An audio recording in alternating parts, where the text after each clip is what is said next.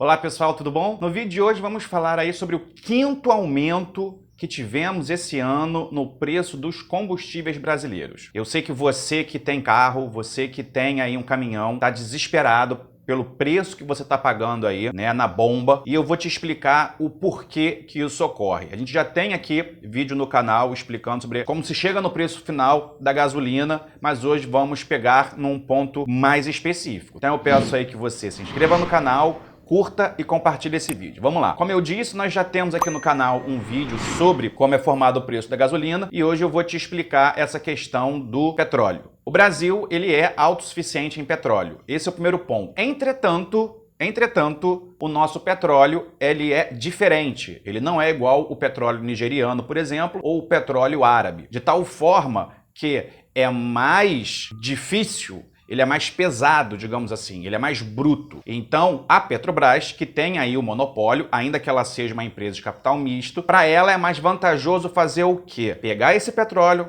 focar na exploração do petróleo, vender esse petróleo lá fora e comprar os derivados, gasolina e diesel. Então eu vou pegar aqui algumas informações, trazer algumas informações para vocês, tá? De acordo com a Agência Nacional de Petróleo, o Brasil, isso em 2018, exportou 410 milhões de barris de petróleo, e a maior parte ele exportou para a China, e importou 68 milhões de barris, a maior parte da África e do Oriente Médio. Lembra que eu acabei de falar desse petróleo diferente? O Brasil também importa dos Estados Unidos derivados de petróleo, como gasolina e o diesel. E aí a gente tem que pensar em algumas coisas que nós importamos. Só para vocês terem uma ideia, o que nós mais importamos são, em primeiro lugar, óleo diesel. Sim, o Brasil importa óleo diesel, petróleo bruto, plataformas de petróleo e nafta. Todos esses produtos estão ligados aí à cadeia do petróleo, porque não basta só você pegar e tirar o petróleo, seja do solo ou do mar. Você precisa pegar esse petróleo e refiná-lo. A gente tem por volta de 17 refinarias, tá? 13 dessas são da Petrobras, sendo que essas refinarias são ultrapassadas. A Petrobras, ao longo dos últimos 20, 30 anos, não investiu no refino do petróleo brasileiro. Até porque, antes da descoberta do pré-sal, o Brasil, as suas refinarias foram feitas lá na década de 70, durante o período militar. As refinarias brasileiras foram feitas para atender a demanda interna de caminhões, carros, toda a nossa indústria, mas o petróleo utilizado dificilmente era o nosso, porque a gente não tinha ainda grandes poços de petróleo, então a gente importava petróleo de fora, entende? E esse petróleo geralmente vinha de onde? Da África e principalmente do Oriente Médio. Então é o tipo de petróleo que está adequado aí às nossas refinarias. As nossas refinarias atualmente, em 2021, não têm condições aí de refinar o petróleo que nós produzimos. Em outras palavras, é como se o Brasil produzisse laranja-pera e exportasse muita laranja-pera, mas tivesse que importar laranja-lima. Essa é a diferença, tá? Então, o Brasil exporta aí laranja pera e acaba tendo que importar laranja-lima. Uma outra questão também que é muito importante a gente ver, e aí não sou eu que estou falando, eu vou pegar a fala aqui de alguns especialistas. Quando se pergunta se o culpado é o regime federal, são os impostos, isso não é muito verdade, não. A nossa autossuficiência nominal, diz a doutora em Planejamento Energético e coordenadora de pesquisa do Centro de Estudos da Fundação Getúlio Vargas, Energia, Fernanda Delgado. Ela diz que há um descasamento entre a tecnologia para refinar e o tipo de petróleo que temos. E aí a resposta dela é bem simples. Somos numericamente autossuficientes. Produzimos mais volume do que consumimos, mas os produtos não são os mesmos. Nosso parque de refino ainda não é capaz de refinar grande parte do óleo produzido, nem suprir a demanda interna por outros derivados. E isso também, quem diz isso é o professor Paulo Couto, coordenador do Laboratório de Recuperação Avançada de Petróleo, da COP UFRJ e professor da Escola Politécnica da mesma universidade. Então, acontece isso.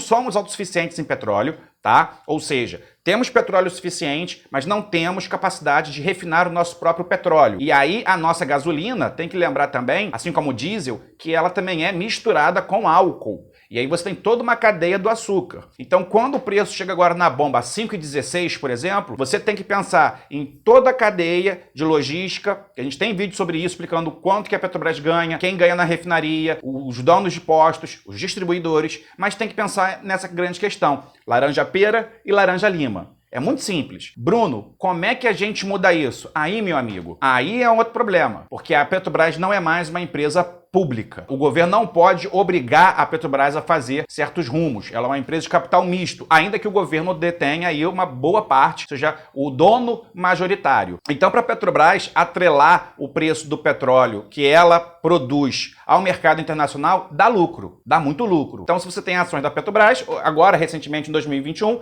a Petrobras teve lucro aí de 7,5 bilhões. E isso, em época de pandemia, é muita coisa, tá? Mas vamos além, ó. De acordo com a Rosemary Brucker Boni, coordenadora do Laboratório de Economia e professora também da Escola Politécnica da Universidade Federal do Rio de Janeiro, ela diz o seguinte: lá atrás, as refinarias não foram construídas para o óleo brasileiro, precisavam de óleo importado, que vinha em sua maior parte do Oriente Médio. E ela vai além. A política de preços da Petrobras, de competir de acordo com as condições de mercado, viabiliza a importação de derivados, diz o professor do Instituto de Economia da UFRJ e pesquisador do Instituto de Pesquisa do Setor do Petróleo, Eduardo Costa Pinto. Em outras palavras, gente, a paridade internacional permite com que os produtos de fora possam competir com o mercado interno. Bruno, como é que a gente resolve isso? A Petrobras já está querendo se desfazer, está numa política de desinvestimento. Ela quer aí diminuir a sua capacidade de refino, vendendo suas refinarias aqui que tem no Brasil, permitindo aí que outras empresas privadas possam entrar aqui no Brasil e refinar. Isso vai ser possível? Não sei, depende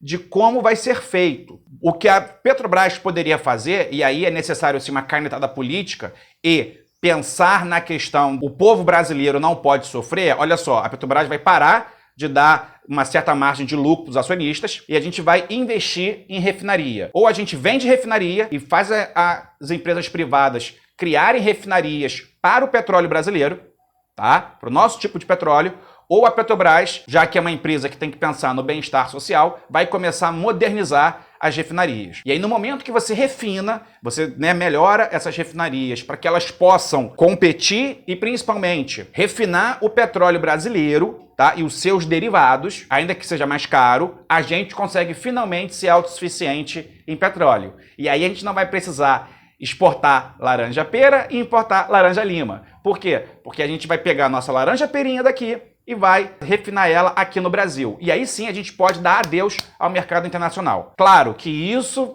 obviamente, não podemos ser ingênuos, vai afetar o compromisso da Petrobras com o mercado externo. A gente ainda poderia continuar exportando petróleo cru, mas tem que se pensar para onde nós queremos que a Petrobras vá. Qualquer dúvida, você deixa aqui nos comentários e eu quero saber a sua grande dúvida. Qual é em relação ao preço do petróleo agora? E na sua opinião, o que você acha que pode ser feito para diminuir na bomba o preço da gasolina e do diesel? Tá bom? Um grande beijo e até a próxima.